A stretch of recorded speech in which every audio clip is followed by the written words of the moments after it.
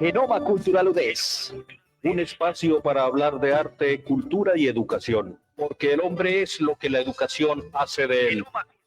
A partir de ese momento, usted se conecta con Genoma Cultural UDES. En la oficina, en la cafetería, en tu casa, escuchas UDES Radio Cúcuta.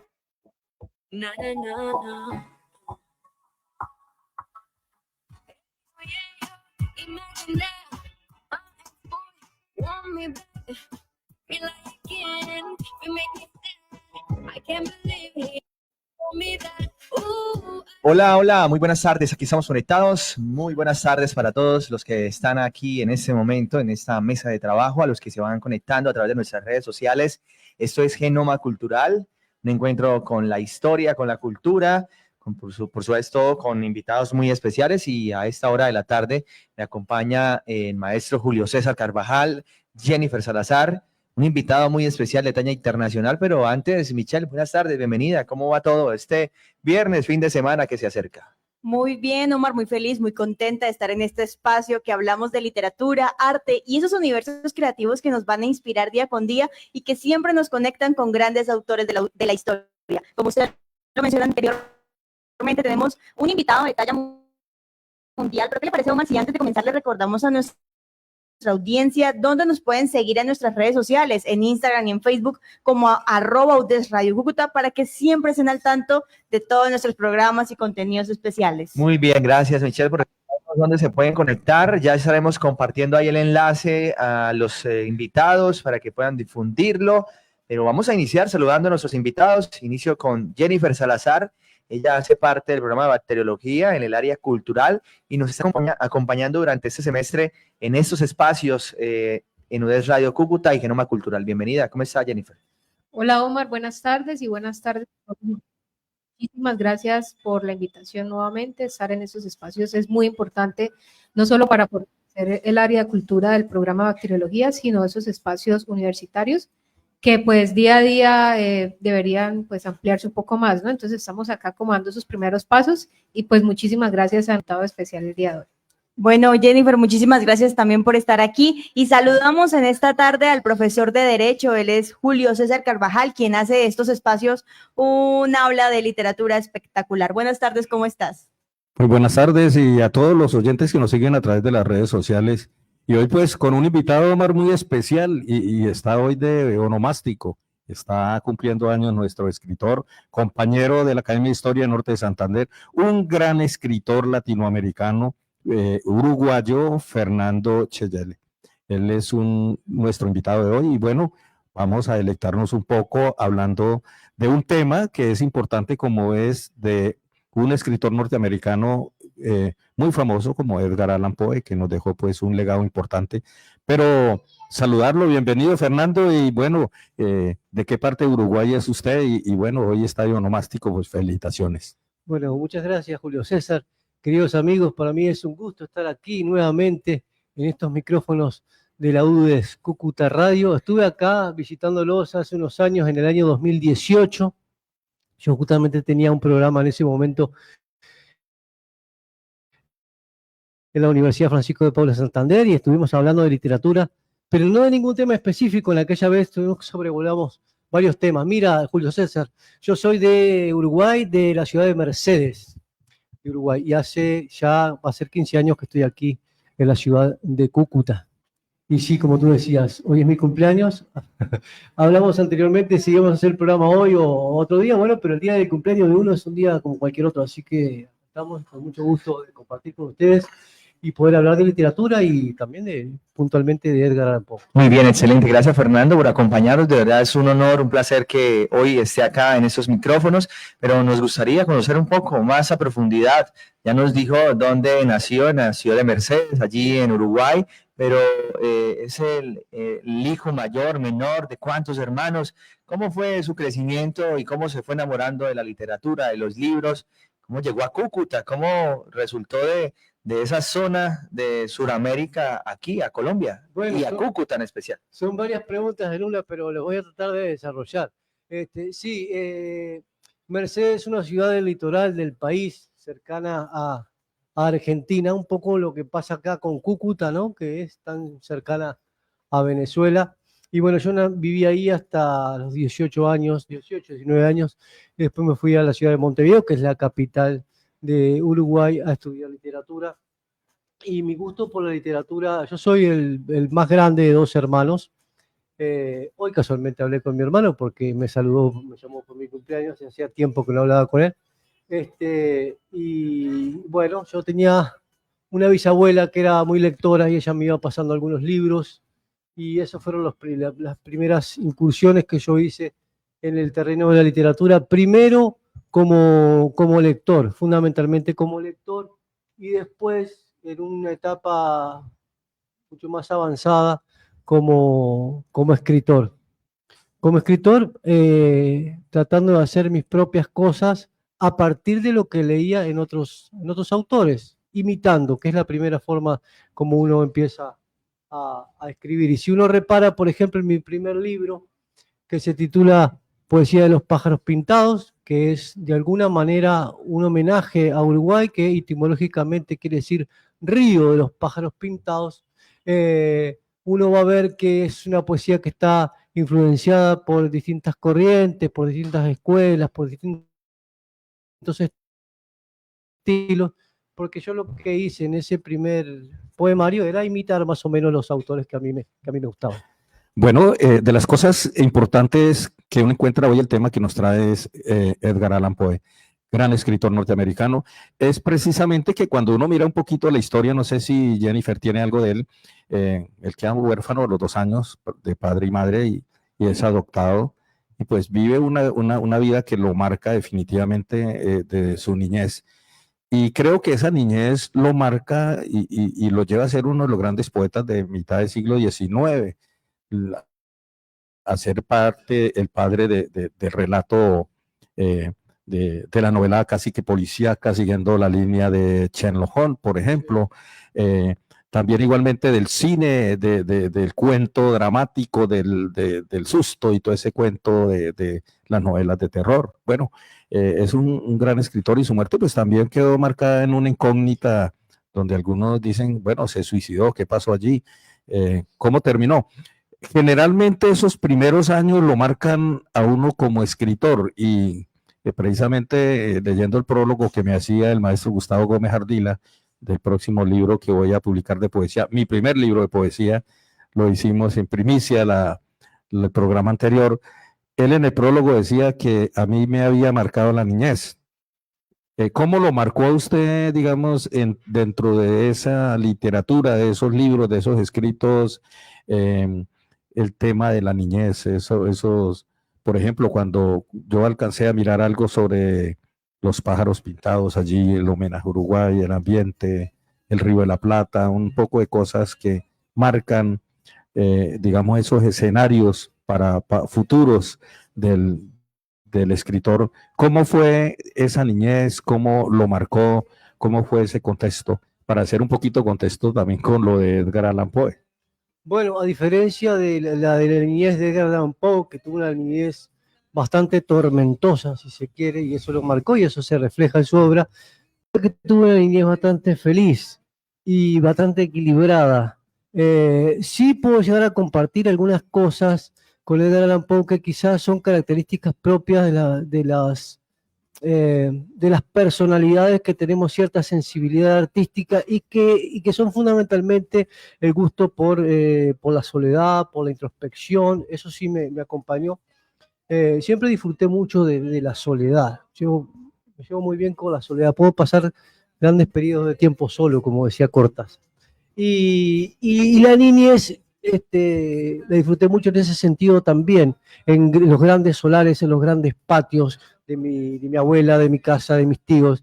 Y tanto es así que la niñez está presente prácticamente en todos mis poemarios. Y tanto es así que yo ya quiero un poco salir de esa temática de la niñez, de la temática de la melancolía, de la temática de los recuerdos, porque creo que ya como que está dicho un montón de cosas que yo ya las dije, ¿no? Y no quiero repetirme, pero hay veces que uno no elige mucho los temas, sino que son los temas los que lo convocan a uno, ¿no? Y bueno, respondiéndote tu pregunta, sí, la niñez es muy importante dentro de mi obra y está presente fundamentalmente en la poesía, ¿no? A mí me gustó mucho también el concepto de Antonio Machado, que él manejaba el concepto de pasado apócrifo, que decía que era un pasado que no existió, que es un pasado que uno se imagina, ¿no? Que va llenando los vacíos que hay en la memoria con ficciones, porque de alguna manera el recuerdo de la memoria está llena de mentiras también, uno recuerda de forma fragmentaria. Entonces aquellos vacíos que quedan, uno los puede ir llenando con ficciones. Y eso es lo que se ha hecho básicamente en la poesía. Recrear parte de mi niñez y llenar con ficciones literarias aquellos vacíos, aquellos momentos cuyas temáticas como que se escapan. Bueno, hay algo muy importante que decían ustedes dos, y es como, o sea, cómo hay algo muy en común en todos los escritores, y es como ese factor de introspección, ¿no? Que normalmente buscan esos espacios de soledad, pues para tener esa inspiración en sus obras, y muchos de ellos pues se van a su infancia, que quizás puede ser buena o mala, y pueden hacer esa recreación. Pero hablando un poco de lo que fue el autor que estamos revisando el día de hoy, de Edgar, vemos también que él se basa mucho, siempre estuvo muy acompañado de la muerte, ¿no? Y hay una frase muy importante que pues me marcó bastante, que dice: escribió sobre la muerte y la vivió de cerca toda su vida. O sea, desde su esposa hasta sus padres, siempre murieron muy jóvenes en su historia, y pues siempre sus obras fueron muy oscuras y muy hacia ese factor importante que fue su vida. Y de por sí, que lo que decía el profe Julio, su vida en sí, su muerte en sí fue como un misterio, porque nunca fue resuelta, no se supo si fue por un robo, si él murió, digamos, por un estado de soledad, de suicidio, o si quizás otra persona pues lo hizo pues en cuestiones políticas y demás, porque él también está incursionando un poco como en ese sentido, ¿no? Entonces queda en sí todo este espacio pues como a la duda, ¿no? De la imaginación de quizás cómo fue su situación. Así como vio sus obras, terminó viviendo él su muerte, ¿no? Exacto, sí, hay muchos escritores que están influenciados directamente por lo que fue su vida y hay otros que no. En el caso de Edgar Allan Poe, creo que pasan ambas cosas, ¿no? La muerte ha estado presente como en uno de sus sucesores, que fue Horacio Quiroga, ¿no? La vida de él estuvo plagada de muertes desde muy pequeño, ¿no? Los padres murieron, los padres que eran teatreros, itinerantes, el padre era alcohólico, abandonó a la mamá, y la mamá tuberculosa, murió muy joven, y después sobre todo muere su gran amor, una muchacha muy joven, y él vincula en su obra el tema de la muerte con el tema de la muerte en la juventud y de la mujer joven, bella, hermosa, que muere en la flor de su belleza. Eso es un tema romántico por excelencia, no la muerte, o sea, la muerte en plena juventud, la muerte en uso de todas las facultades físicas y en la parte estética más floreciente del hombre o de la mujer, ¿no? Entonces, él toma eso como como la muerte de la mujer, la muerte de la juventud y como algo muy doloroso, ¿no? Eso se ve en muchas de sus obras. Y también él convivió con sus tormentos, ¿no? Una persona muy atormentada, ¿no? Eso también se ve en algunas de sus obras. Él tenía mucho pánico en cuanto al tema del encierro, el tema de la claustrofobia. En muchos de sus poemas se ven. Por ejemplo, en El barril de Amontillado, que el hombre lo atrapa abajo, en el gato negro, que la mujer la termina atrapando abajo de la pared, en el enterramiento prematuro, en el pozo y el péndulo. Siempre hay ambientes cerrados, ambientes donde él sufría de esa fobia, él no quería estar encerrado, no le gustaban los lugares cerrados, y eso lo lleva a su obra. O sea que Edgar Allan Poe fue un escritor que llevó lo que fue su realidad, su vida y sus tormentos a la propia obra. De hecho, tuvo muchos conflictos con su padre, ¿no? Sí, con su padre adoptivo. Adoptivo, que lo encerró en muchas oportunidades, y yo creo que finalmente él parte de ese estar en la calle en condición casi que de indigente, en algún momento lo marcó precisamente porque el encierro para él fue muy tormentoso. Y de hecho el tema de que Fernando toca, el tema de la muerte joven, ¿no? Él se casó con una prima de 13 años, imagínese, Virginia Clem, y muere tan joven también. Entonces, 24 años tenía. entonces muere su madre, muere su padre, y entonces como lo que decía Heidegger, el hombre es un ser para la muerte, y la muerte es algo natural, algo, pero que no deja de tormentarlo, obviamente. O sea, no entender cómo algo que apenas florece muere, ¿no? Y todo eso se ve reflejado, lo que decía Fernando, el encierro, todo eso se ve en sus obras, el miedo, toda su obra está marcada básicamente por esos temores, ¿no? Por eso algunos escritores, algunos estudios psicológicos, por ejemplo, de Hickman, estoy hablando de uno de los grandes maestros de la escuela de Stanford en Estados Unidos, que han trabajado todo lo que es el concepto de la psicología experimental, habla de que precisamente, inclusive él hace un estudio sobre Edgar Allan Poe, dice que había cierta tendencia al suicidio en su obra. Entonces, de una u otra manera, la obra de un autor refleja, como decía Fernando, sus tendencias, como sus miedos, su vida, pero también casi que uno lo marca lo policíaco también, ¿no? Su novela policíaca, sus obras, en el sentido de que casi que usted puede hacer un perfil policíaco de Edgar Allan Poe y concluir que pudo haberse suicidado, ¿no?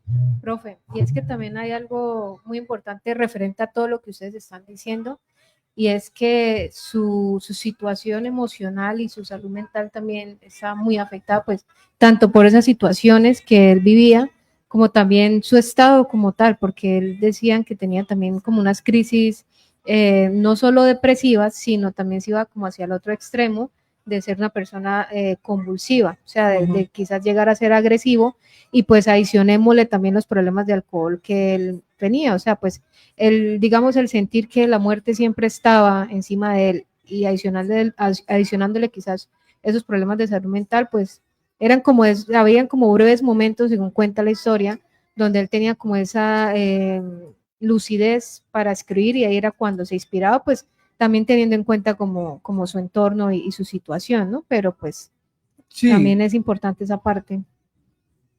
Sí, yo creo que él era un hombre, no sé, hacer un análisis de cuál sería su conducta psicológica hoy en día, no sé si le erraríamos, pero yo creo que él era un hombre muy lúcido y muy intelectual brillante, indudablemente, ¿no?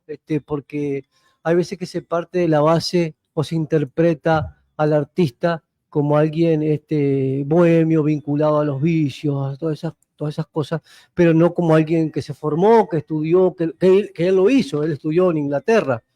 Pero en cuanto a al perfil psicológico de él, que sí que tuvo muchos problemas con el padrastro, ¿no? Yo creo que a él lo afectó mucho la parte de los vicios, la parte de su vínculo con el alcohol y con las drogas. Él nunca tuvo un vínculo con la droga como la pudieron tener los poetas malditos, algunos poetas que acercarse a la droga como algo experimental y en lugar de ver en las sustancias un perjuicio, verlo como una vía de creación. Él nunca lo vivió así. Él era como un enfermo realmente. Él hubiera querido poder zafar, incluso en algunos testimonios, él lo dice claramente. Él no quisiera vivir en ese mundo de la droga, pero como que recaía, como le pasa a tantos viciosos. Y creo que es eso, porque creo que también las sustancias o las drogas lo que tienen justamente es potenciar aquellas partes de la personalidad. Ya lo dicen, por ejemplo, históricamente el despecho y la gente que se va a refugiar en el alcohol, por ejemplo, porque perdió la potencia. En lugar de aliviarte, te estás metiendo una carga más. Potencian las conductas, exactamente. Y él ya al tener esa personalidad un tanto desequilibrada, yo creo que el alcohol y la droga lo potenciaron, independientemente de que el tipo era brillante. Pero es así realmente porque si uno repara también en algunos aspectos de su vida, él lo sacaron del ejército, lo sacaron de la universidad, lo echaron de los lugares donde trabajó. O sea, es Pero fue una persona vida muy sufrida. muy conflictivo, sí, exactamente, sí, sí. Y de todas maneras también pues se habla un poco de como esa enemistad, ¿no? Él tenía un enemigo pues en cuanto a obras literarias y demás, que estaba leyendo un poco de que creó como una primera biografía de lo que fue su vida y pues mintió en muchas cosas, o sea, como para desacreditar sus obras y demás. Entonces pues también como que no era muy querido por la sociedad. Pero de todas maneras es importante resaltar que fue un autor muy lúcido. Sí, sí, sí. O sea, Sí, una sí. persona que influye inclusive en pensadores como escritores como Fedor Dostoyevsky. Sí, Cuando uno lee Crimen y Castigo, por ejemplo, que es un relato muy policíaco, es todo un discípulo que No, que representa casi toda esa simbología de Edgar Allan Poe. sí, sí, sí. Y bueno, y en las temáticas de investigación que influyó a Arthur Conan Doyle, la figura de Sherlock Holmes, por ejemplo, en Los Crímenes de la calle Morgue, por ejemplo, en El Escarabajo de Oro, que son piezas maestras de investigación. Y después influenció mucho también en la literatura de corte fantástico, ¿no? Horacio Quiroga, Feliberto Hernández, Cortázar, Borges, toda esa gente Borges, se nutrieron Borges, sí. de Edgar Allan Poe, ¿no? De tocar, primero el tema del efecto, de crear en el cuento un efecto final, ¿no? De sorprender con algo, de guardarse un as bajo la manga y sorprender, ¿no? Que eso lo usó también el cine de suspenso, ¿no? De jugar con tramas donde te están engañando, donde vos pensás que el asesino es determinado y no tiene nada que ver. Lo que nos pasa cuando miramos una película de suspenso, el que creemos que es el asesino realmente no es. De hecho, casi todos estos programas norteamericanos de policíacos, Sí, sí, CSI y todo eso, es toda un relato de lo que es la escuela de Edgar De Allan Edgar Allan Poe. Poe, sí, sí. Definitivamente marca lo que es los relatos fantásticos, pionero. lo que es el Sí, cine, fue un pionero, el sí. cine fantástico, todo lo que es la ciencia ficción, el cuento. El es terror decir, psicológico exacto, también. el susto, el miedo, el cuervo, por ejemplo, Sí, sí. en obras como esas, uno se da cuenta que todo va en torno a la trama de tratar de relatar lo que hay ahí, lo que dice Fernando, hay unas que sorprende al final, y es todo el simbolismo, toda la forma como se narra, pero también es mostrar los temores.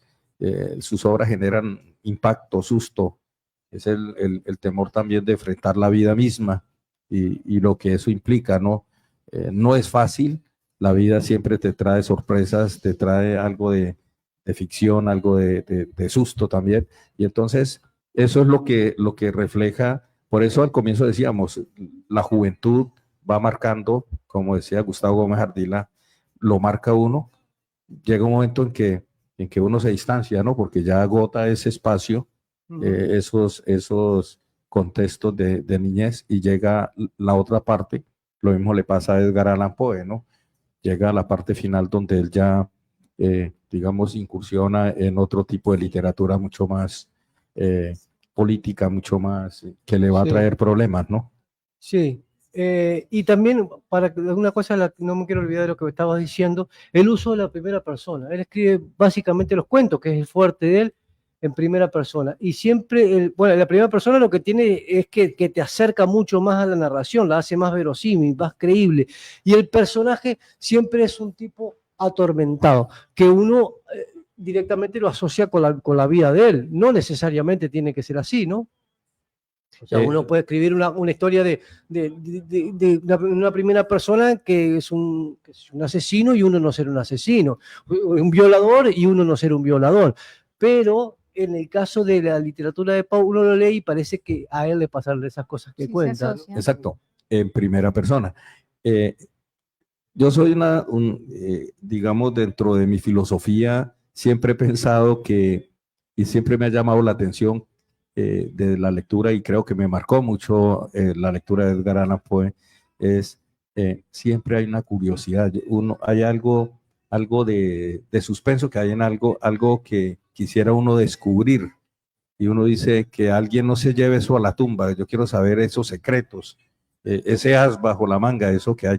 Y hablando de ese tema, mi estimado Omar y compañeros de mesa hoy, tenemos también como esa curiosidad con Fernando hoy, que está hoy en su cumpleaños. Bueno, ¿qué lo trajo, qué lo enamoró de Cúcuta? Yo estaba en El Salvador y de verdad que uno escucha la gente de El Salvador y dice, no, nosotros queremos ir a Colombia porque es que hay mujeres muy lindas. Entonces, ¿qué lo enamoró de Cúcuta? Porque de verdad que Fernando es una persona muy enamorada de Cúcuta y pues yo quisiera saber qué fue esa parte que lo atrajo, ese imán que lo trajo a quedarse aquí. Aquí en esta ciudad específicamente, a mí me gusta Específicamente. mucho Cúcuta. Me parece una ciudad muy cómoda para vivir, ¿no? Incluso yo me fui a Bogotá y me regresé a Cúcuta, ¿no? Mi esposa consiguió un trabajo allá, ella era la visitadora médica en ese momento, y fuimos a Bogotá, y yo me cansé de vivir en Bogotá, no me gustó. O sea, me gusta mucho Bogotá, pero como para pasear, como para ir para la Feria del Libro, hacer alguna actividad, pero para vivir me parece una ciudad un tanto incómoda. Acá Cúcuta a mí me gusta la gente, me gusta el clima, que a muchos cucuteños no les gusta, pero a mí sí me gusta el calor, quizás porque vengo de un país donde he sufrido el frío. Entonces, conozco las estaciones, un país que tengo estaciones, yo conozco lo que es el... Bueno, es una ciudad para vivir, ¿no? Sí, Bogotá es una ciudad un poco como para morirse, ¿no? Caótica. Sí, Decía, caótica, para utilizar los términos del poeta alemán René María Rilke en los cuadernos de Malte, ¿no? París, y empieza narrando y dice de manera que aquí la gente viene a vivir o a morirse. Él dice, creo que a morirse. He abierto la ventana y veo gente en la calle aguantando frío, hambre. Entonces venir a Bogotá y uno abrir la ventana y mirar en el centro indigentes por todos lados y gente que aguanta frío y dice uno, venir aquí es a vivir o a morirse, ¿no?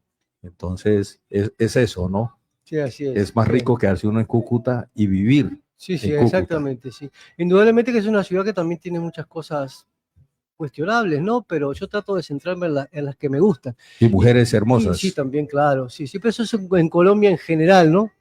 Esa diversidad, que esas son las cosas lindas que tiene Colombia, bueno, las mujeres entre ellas, por supuesto, pero que es un país de regiones, ¿no?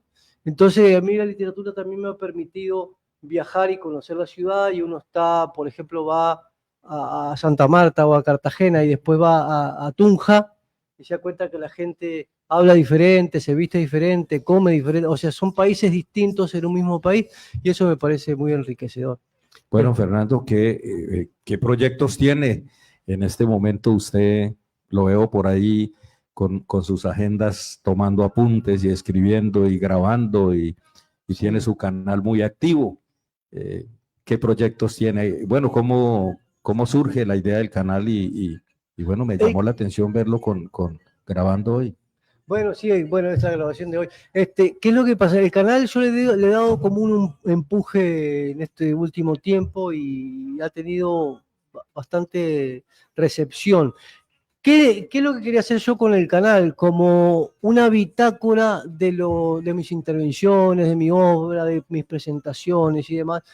Entonces, intervención que hacía, la grababa, la subía al canal, libro que publicaba, presentación, todo iba para el canal. Pero esas publicaciones eran muy esporádicas, y además que yo no soy un escritor de momento demasiado conocido. Entonces dije, ¿cómo hago para que el canal, traer gente al canal? Entonces empecé a mechar un poco mi obra con estudios de literatura, que es lo que yo hago. Me puedo estudiar de García Lorca, a Machado, a Becker, a lo que sea, y hablo sobre un tema. Entonces a la gente por ahí le puede resultar más seductor escuchar hablar sobre Baudelaire, por ejemplo, que es a otro que influenció mucho Edgar Allan Poe, que sobre mi obra. Entonces el canal es un híbrido de mi obra y de estudios literarios sobre distintos autores. Ahora lo que estoy haciendo estoy subiendo shorts, videos cortos, donde en un minuto y medio resumo una obra más o menos.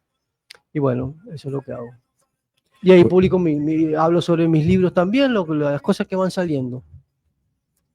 De verdad, muy genial toda esta parte de cómo implementamos la literatura y cómo la unimos en las redes sociales y cómo Fernando hace esto de verdad para hacerse conocer es muy interesante. Y ya que los dos escritores aquí, los dos maestros, el profesor Julio y el escritor Fernando, nos están hablando un poquito de este gran y súper reconocido escritor de hace 2 décadas, porque creo que lleva casi 2 décadas, Edgar Allan Poe. Yo quisiera que nos contaran o que nos hablaran de cuáles son las obras más reconocidas que tiene Edgar y por qué son tan relevantes para la literatura actual. Bien, bueno, en cuanto a la influencia de Edgar Allan Poe en la literatura del siglo XX, yo diría que es enorme. Fundamentalmente en el cuento, que es el gran género del siglo pasado. Más allá de que se hable de las novelas, el gran género del siglo pasado fue el cuento.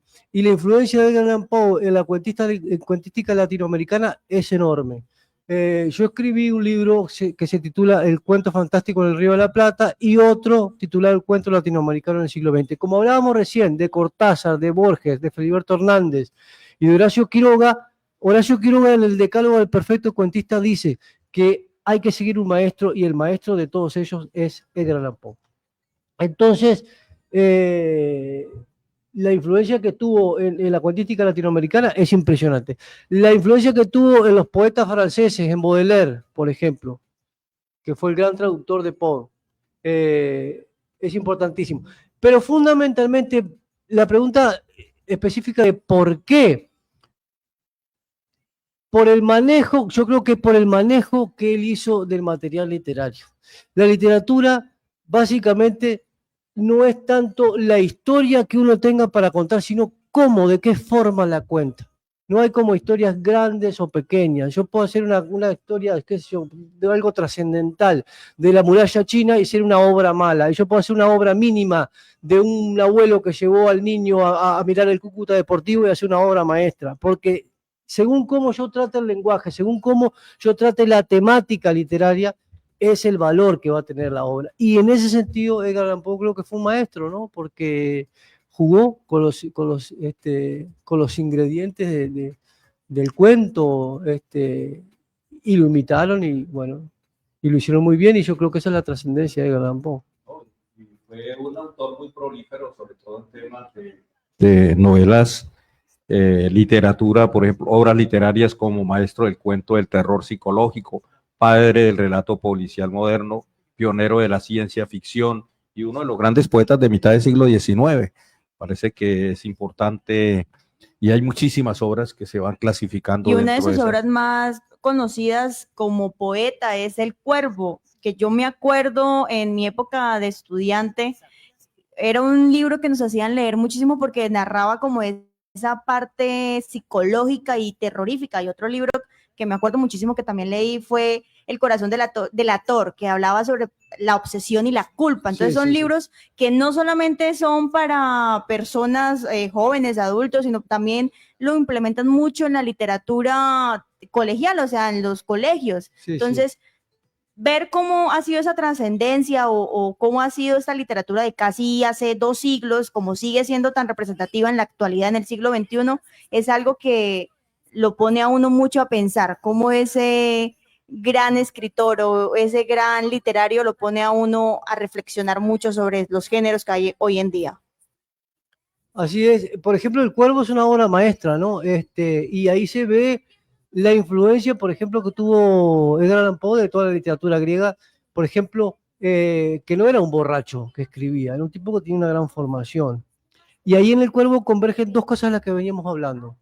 Primero, la muerte de la mujer. Él escribe una obra ensayística, que esa es otra característica, otra vía de la narrativa de Edgar Allan Poe, que se llama Filosofía de la Composición, y se centra en cómo escribió El Cuervo. Yo igualmente no le creo mucho lo que dice ahí, ¿no? Porque él habla de cómo creó El Cuervo y dice paso a paso cómo lo fue creando. Yo no le creo mucho. Yo creo que, por ejemplo, un poeta cuando va a escribir no dice, acá voy a poner una metáfora, acá voy a hacer tal cosa. No, el tipo escribe y el análisis estético, estilístico, crítico, es algo posterior. Bueno, pero él dice, como escribe el Cuervo, y dice, primero, ¿por qué eligió que la muerte, que el abandonado, por la muerte, por lo que sea un hombre y no una mujer?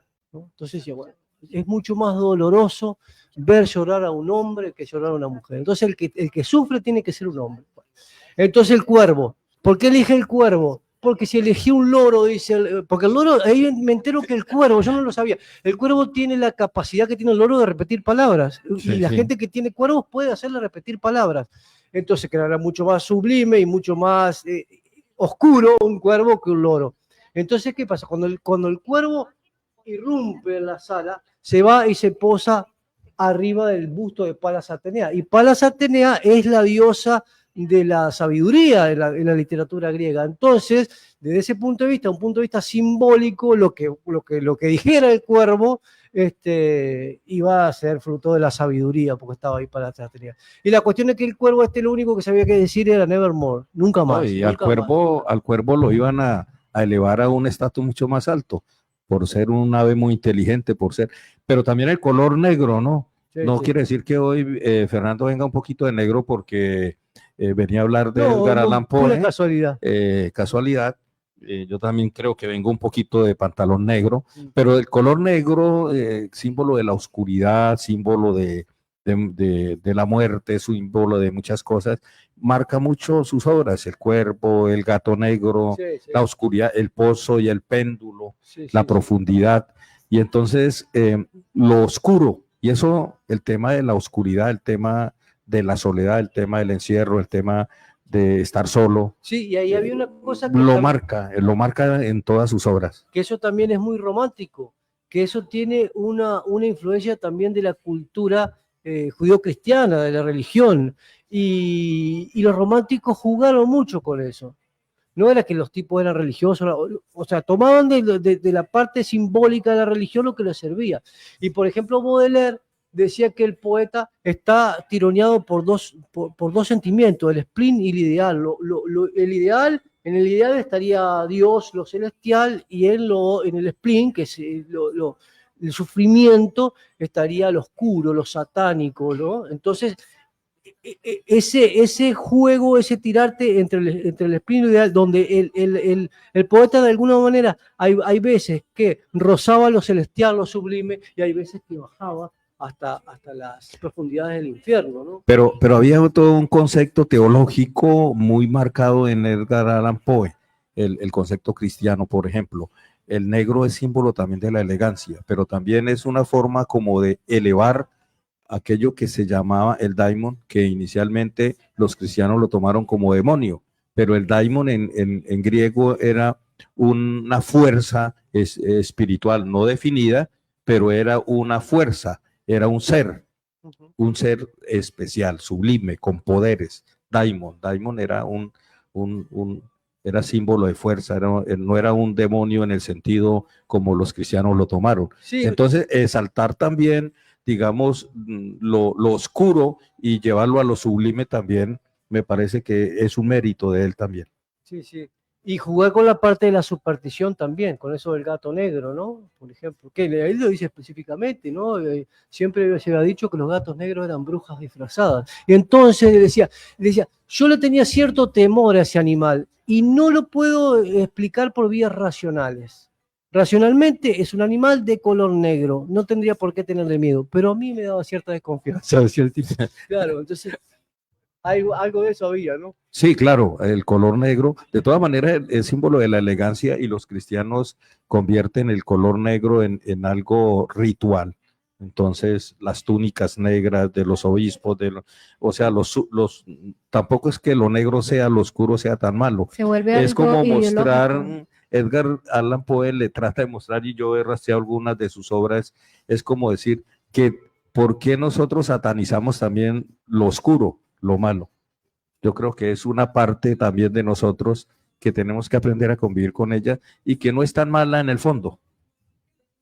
Definitivamente hoy hemos hablado de todos los estilos que Allan Poe tiene en cuanto a la literatura, pero ustedes como escritores, como analistas de este personaje, ¿cuál creen que representa mejor este estilo, o cuál creen que representa mejor el estilo de Allan Poe y por qué, si tiene tantos estilos? O sea, está la oscuridad, está la parte religiosa, o sea, tiene demasiados estilos.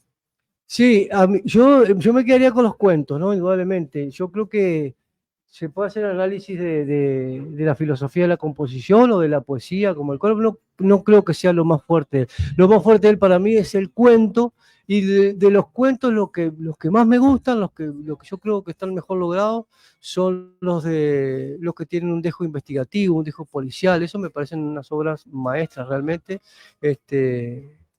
Pero bueno, son disfrutables todos los cuentos. Simular. ¿Será que sos un ángel? Wow. Y no podés disimular.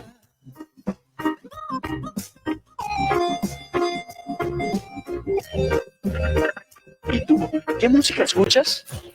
Ingresa a cucuta.udes.edu.co, da clic En UDES Radio Cúcuta. y escucha la mejor programación. UDES Radio Cúcuta. Sonidos que activan.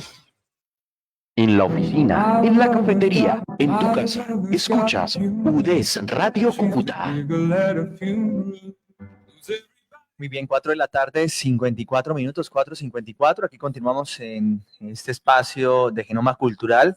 Bueno, Fernando, hace un momento hablabas de ese aporte que ha dejado este gran escritor para la historia, ¿no? Para las nuevas generaciones, y hablabas del tema de no es lo mismo escribir una historia larga de la muralla china a un abuelo que va con su hijo o con el nieto al estadio a ver el Cúcuta Deportivo. Y me acuerdo mucho porque como cucuteño sigo al equipo de la ciudad y veo que hay una línea de sangre fuerte entre los uruguayos y cucuteños, ¿no? En la parte futbolista. Si recordamos, en el año 50, el único mundial que ha ganado Uruguay, 2 jugadores estuvieron en el Cúcuta Deportivo luego de ganar la Copa Mundo en el 50. Luego, en el 86 estuvo el Bocha Santín, también otro mundialista que estuvo en el Cúcuta Deportivo. Entonces, esa relación, ¿usted también es fraterno con el deporte? O, bueno, Claro, ¿cómo es? claro, y soy hincha del Cúcuta Deportivo, indudablemente. Hincha del Cúcuta Deportivo. Claro, sí. Aunque nos ha tocado pasar mal últimamente, pero bueno, esos son como los familiares que uno no los elige, hay de todo. Es que uno tiene que ser del Cúcuta Deportivo si vive acá, eso yo creo. Una de las cosas que me he dado cuenta acá en Colombia es que hay veces que acá hay una gran hinchada del Nacional, por ejemplo, chico, pero ¿cómo vas a ser del Nacional si vivís acá? Eso es de acá, tenés que ser del Cúcuta. Pero bueno, cada uno elige lo que sea. Bueno, en cuanto al vínculo del Cúcuta con Uruguay, sí, por supuesto, hubo momentos donde el cuadro prácticamente era todo de uruguayos, ¿no? Y sí. Y incluso el año pasado sacaron una camiseta celeste como la de Uruguay, ¿no? Sí, en honor a esa época. A los 100 años, ¿no? No, eso fue en el 24, hace 2 años creo que fue la camiseta, sí. En honor a los uruguayos. ¿Por qué? No a un uruguayo en especial, sino porque es el país que ha tenido más jugadores en Cúcuta, ¿no? Más que argentinos, más que ecuatorianos. El país que ha nutrido la cantera del Cúcuta de más jugadores ha sido Uruguay en la historia del Cúcuta Deportivo, ¿no? Entonces, pero bueno, yo vine acá no por eso, sino es una casualidad. Y bueno, yo la tengo la camiseta celeste, por supuesto, y tengo la otra también, la de Cúcuta. Bueno, muy bien. Maestro, usted también muy relacionado con el deporte, con el fútbol. Pues sí, siempre de niño iba a ver los partidos del Cúcuta y de verdad que nunca he podido entender eso, ¿no?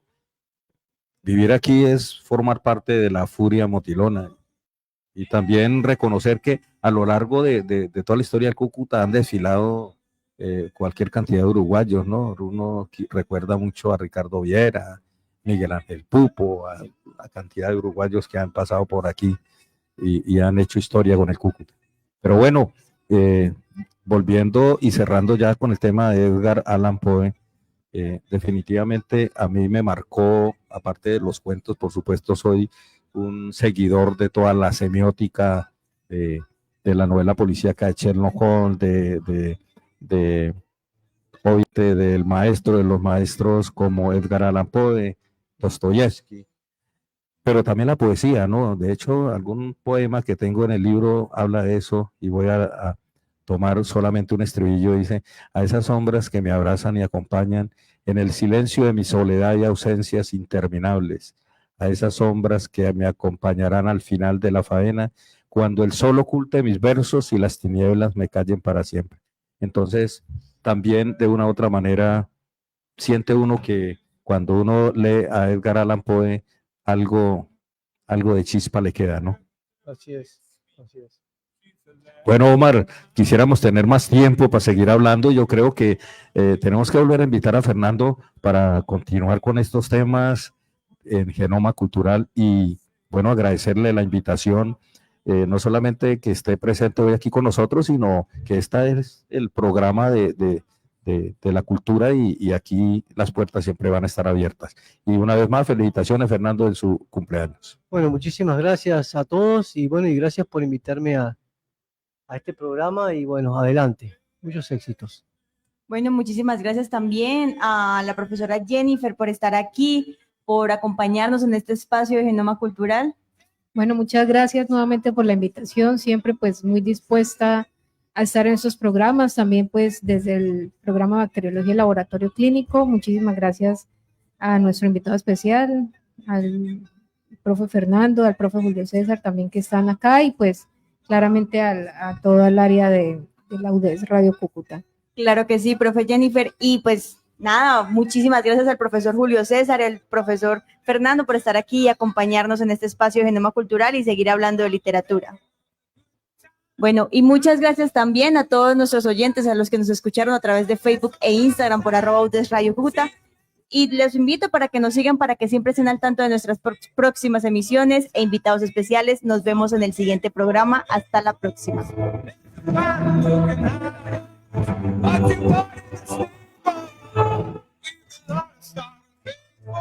Infórmate de todo lo que sucede en la Universidad de Santander Campus Cúcuta, ingresando a nuestra página web cucuta.udes.edu.co.